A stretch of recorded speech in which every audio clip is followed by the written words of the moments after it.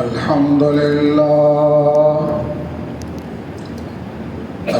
لله نحمده ونصلي على رسوله الكريم أما بعد فقال الله تبارك وتعالى في كلامه المجيد والفرقان الحميد أعوذ بالله من الشيطان الرجيم بسم الله الرحمن الرحيم سبحان الذي أسرى بعبده ليلا من المسجد الحرام إلى المسجد الأقصى الذي باركنا حوله لنريه من آياتنا إنه هو السميع البصير صدق الله العظيم. நிறையுடைய வாழ்வளித்து நெடுநிலத்தை காப்பதற்கு மன எளித்த இறைவனுக்கு மாபெரும் புகழனைத்தும் சலாத் என்னும் கருணையும் சலாம் என்னும் ஈடேற்றமும் எம்பெருமானார் அஹ்மது நபி முஹம்மது முஸ்தபா ரசூலே கரீம் ஸல்லல்லாஹு அலைஹி வஸல்லம் அவர்கள் மீதும் அன்னாரின் வழி பின்பற்றி ஒழுகிய உத்தம சத்திய சஹாபா பெருமக்கள் நாதாக்கள் நல்லோர்கள் அனைவர்கள் மீதும் மற்றும் நம் அனைவர்கள் மீதும் என்றும் என்றும் உண்டாவதாக ஆமீன். அன்பு நிறைந்த அல்லாஹ்வின் நல்லடியார்களே, சிறப்பான ரஜப மாதத்தின் 3ஆம் ஜும்மாவை நாம் அடைந்திருக்கின்றோம். ரஜப மாதத்தில் ரசூலுல்லாஹி ஸல்லல்லாஹு அலைஹி வஸல்லம் அவருடைய வாழ்க்கையில் ஒரு புனிதமான ஒரு நிகழ்வு நடைபெற்றிருக்கின்றது. அந்த நிகழ்விற்கு மிஅராஜ் என்று சொல்லப்படுகிறது. அல்லாஹ் ஜல்ல ஷானஹு வ தஆலா பெருமானார் ஸல்லல்லாஹு அலைஹி வஸல்லம் அவர்களை மற்ற நபிமார்களை விட பல்வேறு விதத்தில் கண்ணியப்படுத்தியிருக்கின்றான், சிறப்பித்திருக்கின்றான். இந்த உலகத்தில் வந்த எல்லா நபிமார்களுக்கும் அல்லாஹ் பல்வேறு சிறப்புகளை கொடுத்திருக்கின்றான். ஆனால் நம்முடைய பெருமானார் ஸல்லல்லாஹு அலைஹி வஸல்லம் அவர்களுக்கு எந்த அளவுக்கு சிறப்பை கொடுத்திருக்கின்ற சொன்னால், எல்லா நபிமார்களுக்கும் கொடுக்கப்பட்ட சிறப்பு ஒரு பக்கத்தில் வைத்துக் கொள்வோம். இன்னொரு பக்கத்தில் ரசூலுல்லாஹி ஸல்லல்லாஹு அலைஹி வஸல்லம் அவருடைய சிறப்பை வைப்போம் என்று சொன்னால், ரசூலுல்லாஹி ஸல்லல்லாஹு அலைஹி வஸல்லம் அவர்களுக்கு கொடுக்கப்பட்ட அந்த சிறப்புகளுக்கு முன்னால் நபிமாருடைய மற்ற அனைத்து சிறப்புகளும் குறைவாகத்தான் இருக்கும். அந்த அளவிற்கு ரசூலுல்லாஹி ஸல்லல்லாஹு அலைஹி வஸல்லம் அவர்களுக்கு அல்லாஹ் ஜல்ல ஷானஹு தஆலா எல்லா நபிமார்களை விட, எல்லா நபிமார்கள் கொடுத்த சிறப்பை விட அதிகமான சிறப்பை கொடுத்திருக்கின்றான். குர்ஆன் ஷரீஃபில் அல்லாஹ் சொல்லுவான், வரஃபஅ பஅதஹும் தரஜாத். எல்லா நபிமார்களுக்கும் சிறப்பு இருக்கிறது, ஆனால் ரசூலுல்லாஹி ஸல்லல்லாஹு அலைஹி வஸல்லம் அவர்களை அல்லாஹ் அதிகமாக சிறப்பித்திருக்கின்றான். அந்த வரிசையிலே தான் இந்த மிஅராஜ் பயணம் இருக்கின்றது. இந்த மிஅராஜ் பயணம் என்பது ரசூலுல்லாஹி ஸல்லல்லாஹு அலைஹி வஸல்லம் அவர்கள் மண்ணுலகிலிருந்து விண்ணுலகிற்கு சென்ற ஒரு பயணம். இந்த பயணம் இருக்கிறது, இந்த நிகழ்வு, இதை விரிவாக நாம் பேச வேண்டும் என்றால் அதற்கு நேரம் பத்தவே பத்தாது. எனவேதான் இந்த நிகழ்ச்சியினுடைய சில தொகுதிகளை, பக்கங்களை மட்டும் நாம் எடுத்து பார்க்க இருக்கின்றோம். சென்ற ஜும்மாவில் நாம் இந்த பயணத்தை பற்றி சொல்லுகின்ற பொழுது மிஅராஜ் பயணம் இருக்கிறதே ரசூலுல்லாஹ்வுக்கு ஆறுதல் தருகின்ற பயணம் என்று சொன்னோம். இன்றைய ஜும்மாவிலே நாம் இந்த மிஅராஜ் பயணத்தை இப்படி எடுத்துக்கொள்வோம். இந்த மிஅராஜ் பயணம் இருக்கிறதே ரசூலுல்லாஹி ஸல்லல்லாஹு அலைஹி வஸல்லம் அவர்களை பற்றி சொல்லுகின்ற பொழுது அன்னலாரின் ஆன்மீக பயணம், ரசூலுல்லாஹ்வுடைய ஆன்மீக பயணம். இந்த உலகத்திலே பல்வேறு பயணங்கள் இருக்கின்றன. எல்லா பயணங்களை விட மோமின்களாகி நம்மிடத்தில் ஒரு மோமினிடத்தில் சிறந்த உயர்ந்த பயணம் என்னவென்று சொன்னால் அது காபத்துல்லாவிற்கு செல்வது, பைத்துல்லாவுக்கு செல்வது. அந்த பயணத்திற்கு முன்னால் எல்லா பயணமும் சாதாரண பயணம். காபத்துல்லா, பைத்துல்லா, அந்த பைத்துல்லாவிற்கு செல்கின்ற பயணம்தான் ஒரு மூமினை பொறுத்தவரையில் உயர்ந்த ஒரு பயணம். அந்த காபத்துல்லாவுக்கு நாம் என்ன சொல்லுகின்றோம்? பைத்துல்லான்னு சொல்லுகின்றோம். பைத் என்றால் வீடு, அல்லாஹ் என்றால் அல்லாஹ். பைத்துல்லா என்றால் அல்லாஹ்வுடைய வீடு. எல்லோரும் பயணம் செய்கின்ற அந்த பயணம் பைத்துல்லா நோக்கி செல்கின்ற பயணம் உயர்ந்த பயணம் சொல்லுகின்றோம். ஏனென்றால் அல்லாஹ்வுடைய வீடு.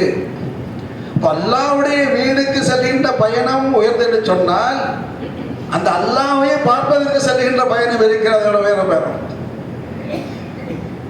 எல்லாரும் அல்லாஹ்வுடைய வீட்டுக்கு தான் போறோம், உயர்ந்த பயணமாக இருக்கிறது. ஆனால் அல்லாஹ்வையே பார்க்க செல்லுகின்ற பயணம் இருக்கிறது, எவ்வளவு பேர் உயர்ந்த பயணம். அதுதான் ரசூலுல்லாஹ்வுடைய பயணம், அதுதான் ஆன்மீக பயணம், அன்னலாரின் ஆன்மீக பயணம். இந்த பயணத்தை பற்றி அல்லாஹ் ஜல்ல ஷானஹு தஆலா குர்ஆன் ஷரீஃபிலே சொல்லுகின்ற பொழுது இப்படி சொல்லுகின்றார்.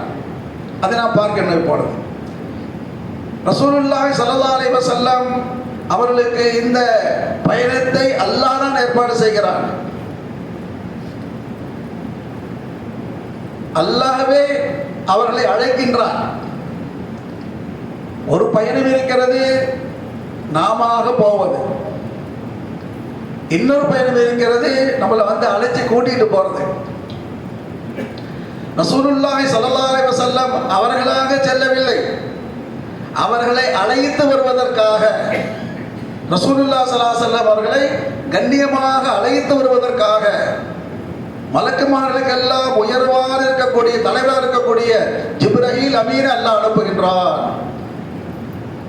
ஜிப்ரீலே, நீங்கள் சென்று என்னுடைய ஹபீபை அழைத்து வாருங்கள். அஸ்ரா,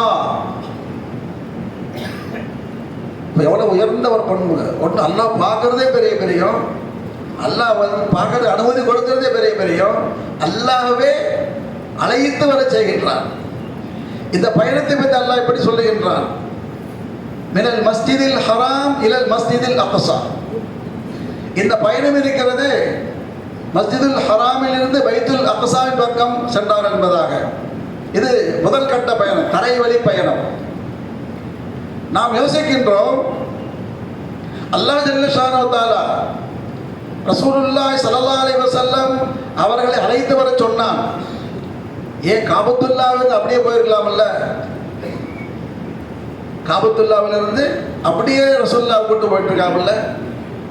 அப்ப அல்லாஹ் இந்த ஏற்பாடு செய்தான். காபத்துல்லாவிலிருந்து பைத்துல் முகத்தஸுக்கு வர வச்சு அங்கிருந்து வானத்திற்கு சென்றார் சொன்னால் அதனுடைய நோக்கம் என்னவென்று பார்க்கின்ற பொழுது அறிஞர் பெருமக்கள் நமக்கு விளக்கம் தருகின்றார்கள். காபத்துல்லாவுக்கு அடுத்தபடியாக ஒரு சிறப்பு பைத்துல் முகத்தஸ் இருக்கிறது, மஸ்ஜிதுல் அக்ஸாவிற்கு. அந்த காலத்தில் பைத்துல்லாவுக்கு அடுத்தபடியாக மஸ்ஜிதுல் அக்ஸா தான்.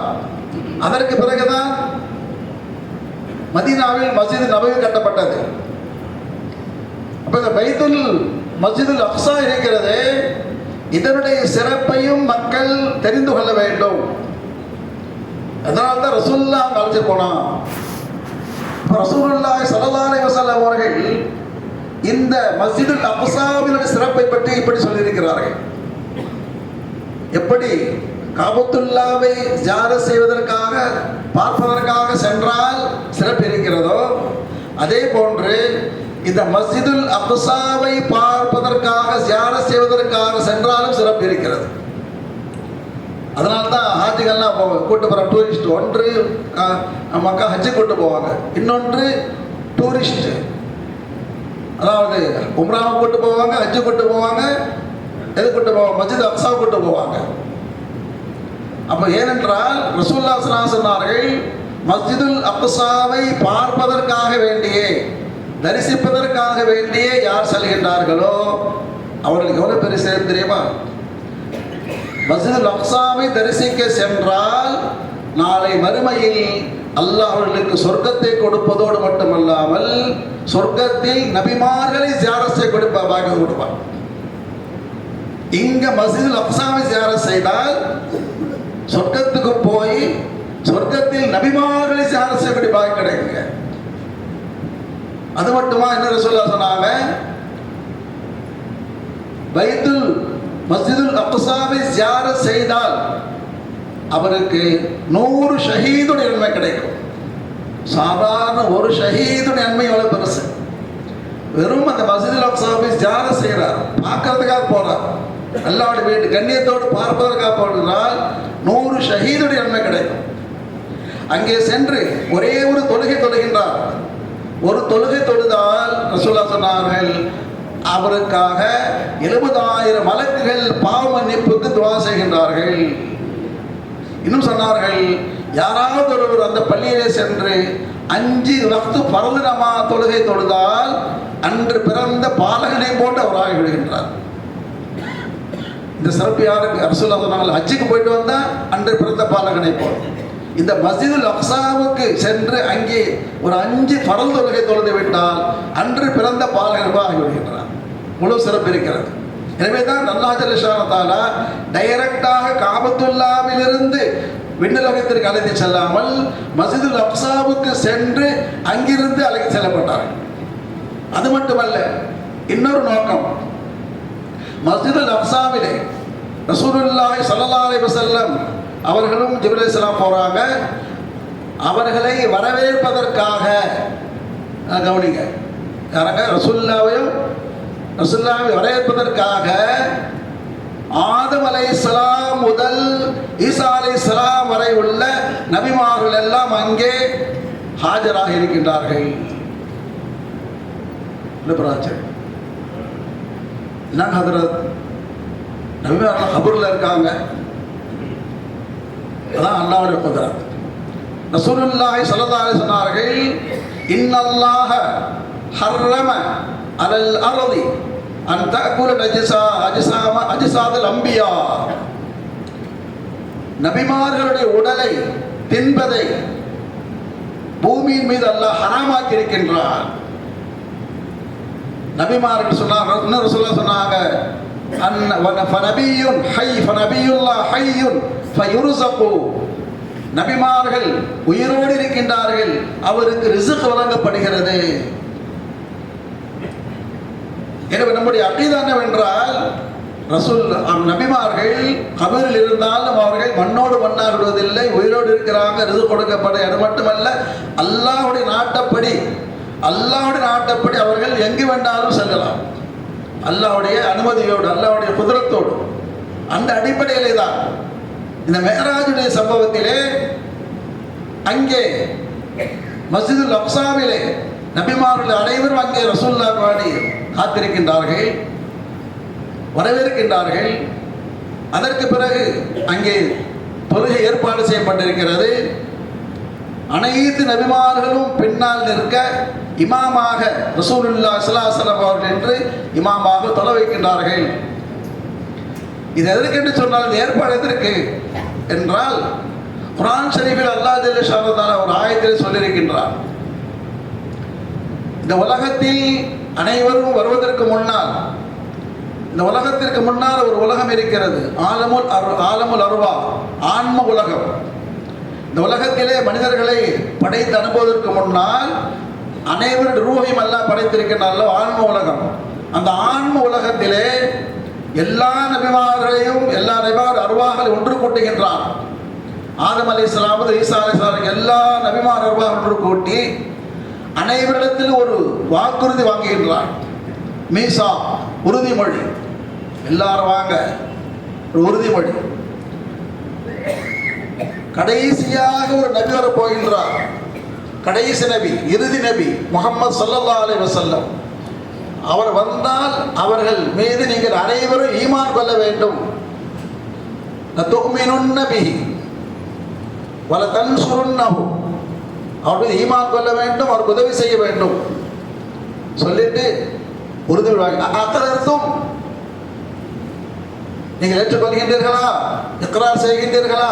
சொன்னார், அக்கரர்னா, யா அல்லாஹ், நாங்கள் ஒப்புக்கொள்கின்றோம், நீ சொன்னபடியே செய்வோம். அங்கே செய்த அந்த உறுதிமொழி அது பிராக்டிக்கலாக செயல் ரீதியாக செயல்படுத்துவதற்காகத்தான் இங்கே அனைத்து நபிமார்களும் இங்கே வருகின்றார்கள். ரசூலுல்லாஹ்க்கு பின்னால் தொழுகிறாங்க. அப்போ என்ன அர்த்தம்? நாங்கள் ரசூலுல்லாஹி ஸல்லல்லாஹு அலைஹி வஸல்லம் அவர்களை இமாமாக ஏற்றுக்கொள்கின்றோம், எங்களின் தலைவராக ஏற்றுக்கொள்கின்றோம். அதற்கு அடுத்தபடியாக ரசூலுல்லாஹ் அங்கிருந்தான் மேராஜ், இது வரைக்கும் இஸ்ரா தரைவழி பயணம், அங்கிருந்தான் மேராஜ் என்ற வானுலக பயணம் செல்லுகின்றார்கள். அதிலும் பாருங்கள், இங்கே பைத்துல் முகத்தஸிலே மஸ்ஜிதுல் அக்ஸாவிலே ஆதம் அலைஹிஸ்ஸலாம் முதல் ஈசா அலைஹிஸ்ஸலாம் எல்லா நபிமார்களும் வந்தார்கள். ஆனால் 7 வானம் இருக்கிறது அல்லவா, செல்லுகின்ற பொழுது 7 வானத்திலும் ஒவ்வொரு வானத்திலும் ஒரு நபி அல்லாஹ் நிப்பாட்டுகின்றார். ஒவ்வொரு வானத்தில் ஒரு நபி இருக்கின்றார்கள், அவர் சந்தித்து செல்கின்றார் ரசூலுல்லாஹ்.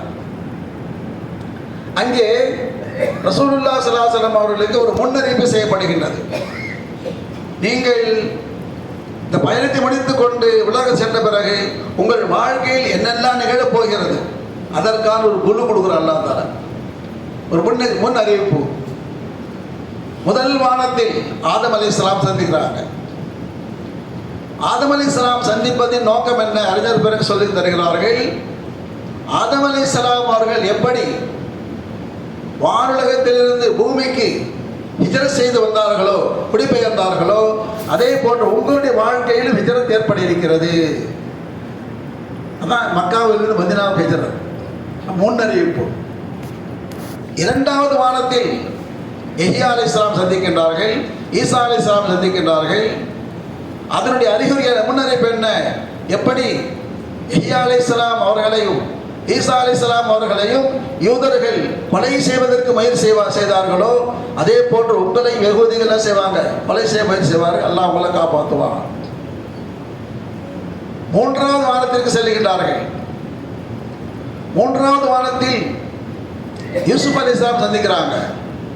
அதனுடைய முன்னறிவிப்பு என்ன? எப்படி யூசுப் அலைஹிஸ்ஸலாமுடைய உறவினர்களே, கூட பிறந்த சகோதரர்களே அவர்கள் கொலை செய்ய முயற்சி செய்தார்கள், துன்புறுத்தினார்கள். அதை போன்ற உங்கள் சொந்தக்காரங்களே உங்களை என்ன செய்வாங்க? துன்புறுத்துவார்கள். உங்கள் சொந்தக்காரன் நெருங்கிய உறவிலே துன்புறுத்துவார்கள். ஆனால் எப்படி கடைசி யூசுப் அலைஹிஸ்ஸலாம் சகோதரர்கள் வந்து சரணடைந்து மன்னிப்பு கேட்டார்களோ, அது போன்று உங்கள் சொந்தக்காரர்கள் மன்னிப்பு கேட்பாங்க, சரணடைவார்கள். மக்கா வெற்றி நடந்ததா இல்லையா? மக்கா வெற்றின் போது அந்த எல்லாம் மன்னிச்சிருங்க மன்னிச்சிருங்கன்னு சொன்னாங்களா இல்லையா? மூணாவது வானம். நாலாவது வானத்தில் இத்ரீஸ் அலைஹிஸ்ஸலாம், நபி இத்ரீஸ் அலைஹிஸ்ஸலாம். இத்ரீஸ் அலைஹிஸ்ஸலாம் சந்திப்பது நோக்கம் என்ன? முன்னறிவிப்பு என்ன சொன்னால், இந்த உலகத்திலேயே இத்ரீஸ் அலைஹிஸ்ஸலாம் நபி அவர்கள் அரசர்களுக்கு கடிதம் எழுதி இஸ்லாத்தின் பக்கம் அழைப்பு கொடுத்தாங்க. அது மாதிரி நீங்களும் என்ன செய்வீங்க? அரசர்களுக்கு அழைப்பு கொடுப்பீர்கள், இஸ்லாத்தின் பக்கம் அழைப்பு கொடுப்பீர்கள். அஞ்சாவது வானத்தில் ஹாரூன் அலைஹிஸ்ஸலாம். அதனுடைய முன்னறிவிப்பு என்னன்னு சொன்னால், அவருடைய சமுதாயக்காரர்கள் சிலை வணங்கினாங்க இல்லையா? அது மாதிரி உங்களுடைய குறைஷ் சமூகத்தார்களும் என்ன சிலை வணக்கம் புரிவார்கள், அதனால் அவர்களுக்கு அழிவு ஏற்படும். ஆறாவது வானத்தில் மூசா அலைஹிஸ்ஸலாம் சந்திக்கிறாங்க. அதில் முன்னறிவிப்பு என்ன? மூசா அலைஹிஸ்ஸலாம் அவர்கள் ஷாம் தேசத்தை வெற்றி கொண்டார்கள், நீங்கள் வெற்றி கொள்வீர்கள்.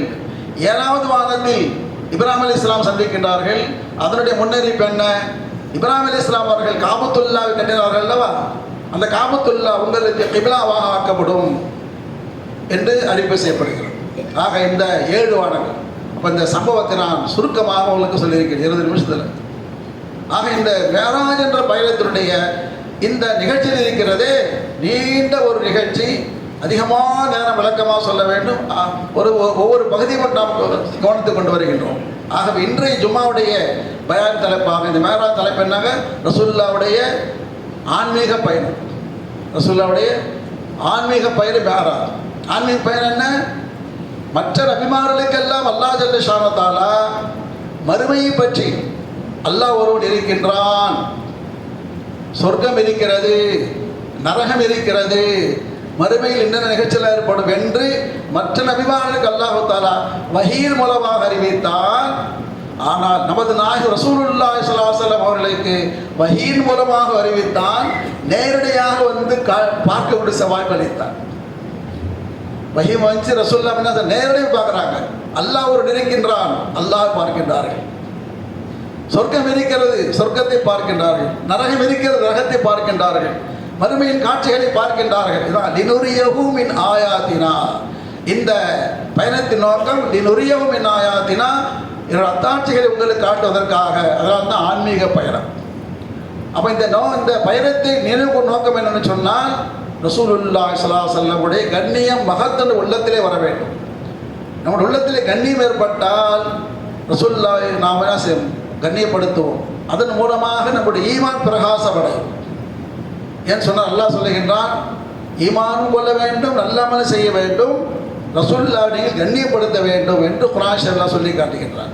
எனவே நாம் நினைவு கூறும் நோக்கம் ரசூலுல்லாஹி ஸல்லல்லாஹு அலைஹி வஸல்லமுடைய கண்ணியம் நம்முடைய உள்ளத்திலே வர வேண்டும், மஹப்பத் நம்முடைய உள்ளத்தில் வர வேண்டும் என்பதற்காக நினைவு கூறுகின்றோம். அல்லாஹ் ஜல்ல ஷானு தஆலா நம் அனைவருக்கும் ரசூலுல்லாஹி ஸல்லல்லாஹு அலைஹி வஸல்லம் அவர்களை கண்ணியப்படுத்தக்கூடிய தௌஃபீகை தந்தருள்வானாக.